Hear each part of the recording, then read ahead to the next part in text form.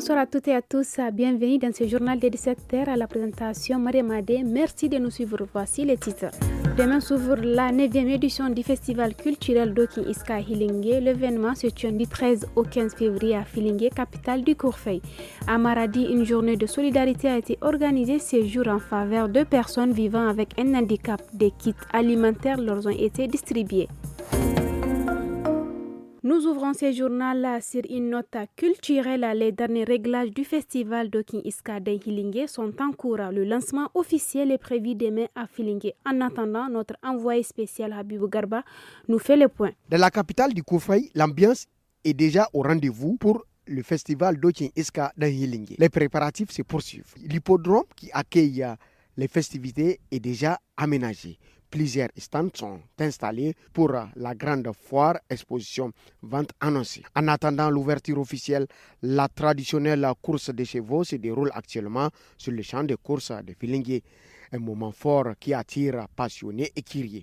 En marge des festivités, des audiences foraines seront organisées pour l'établissement des pièces d'état civil. Des chirurgies foraines et autres prestations de santé sont également prévues. Culture, tradition et action sociale se donnent rendez-vous à Filingué. Habibou Garba, depuis Filingué, pour le studio Kalangu.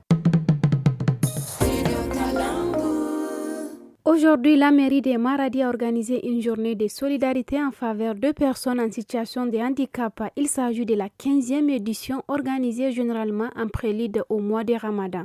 Plus de 400 kits alimentaires ont été distribués. Le président de l'association des personnes handicapées de la ville, Yahya Ousmane, a exprimé sa satisfaction, propos recueillis par Ilia Moumouni. La ville organise une journée à l'endroit des personnes handicapées pour pouvoir les distribuer des kits alimentaires.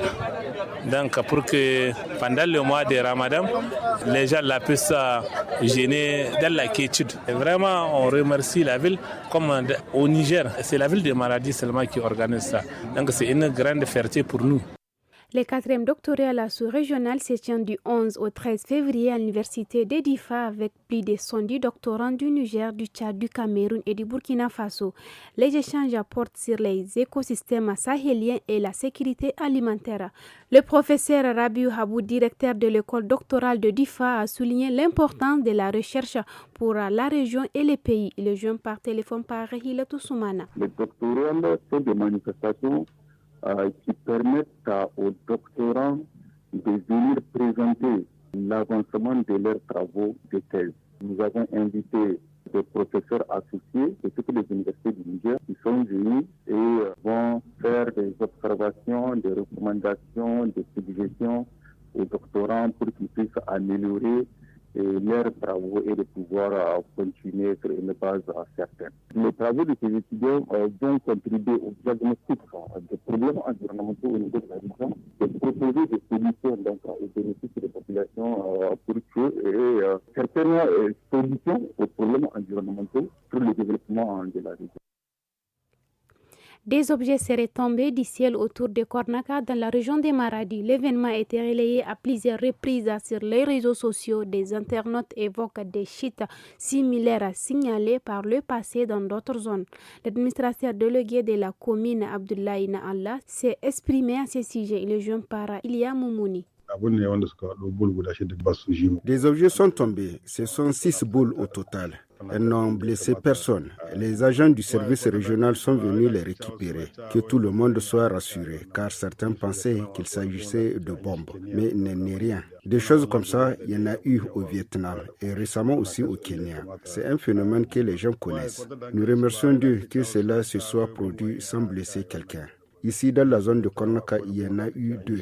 Une à Kornaka même, une autre dans la commune urbaine de Dakoro. Vers Intela, il y en a eu 2 autres.